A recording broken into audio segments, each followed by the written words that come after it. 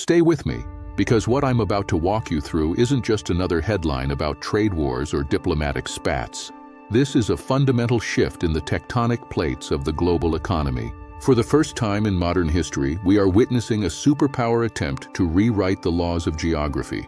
When President Trump looks at the world's longest undefended border and says, "We don't need Canada," he isn't just making a political statement. He is making the single most economically illiterate claim of the 21st century. And I'm going to prove it to you with the cold, hard mathematics of supply chains. Let's start with the most basic necessity of a superpower: energy. Every single day, over 4 million barrels of Canadian crude oil cross the border. That isn't a nice-to-have supplement. It's 63% of all U.S. crude imports. But here is what the politicians won't tell you. American refineries, the massive complexes along the Gulf Coast, are specifically built to process heavy Canadian crude. You cannot replace 4 million barrels overnight. Venezuela is in collapse. Mexico is declining. To fire Canada is to effectively tell American drivers that gas prices are no longer a domestic concern, but a luxury. And it doesn't stop at oil. Canada provides nearly 98% of U.S. natural gas imports and 82% of all imported electricity. When the lights stay on in New York or the heat runs in Minnesota, that power is flowing from Canadian soil. To say, "We don't need you," is to say we don't need a functioning power grid.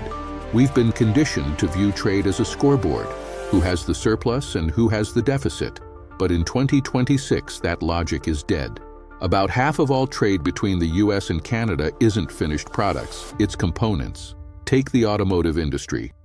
A truck built in Michigan uses steel from Ontario, parts processed in Ohio, and final assembly back in the U.S. The border isn't a wall, it's a conveyor belt. When you slap a 25% tariff on your largest trading partner, you aren't punishing a foreign nation. You are taxing your own assembly lines. U.S. imports have seen their largest decline since the financial crisis because American businesses simply cannot find domestic replacements for the raw materials Canada provides. While Washington is focused on tariffs, a quiet revolution is happening in the center of the continent. Manitoba is transforming into a sovereign economic engine.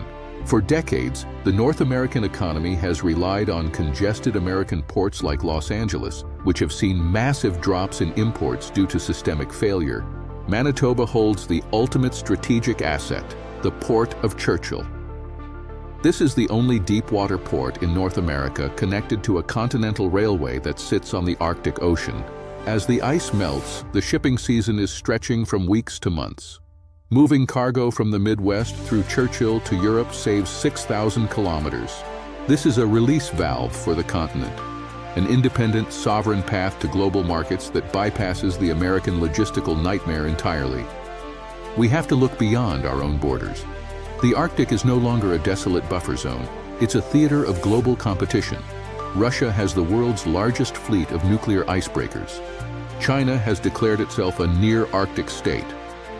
In this high-stakes contest, the U.S.-Canada rift is a gift to adversaries.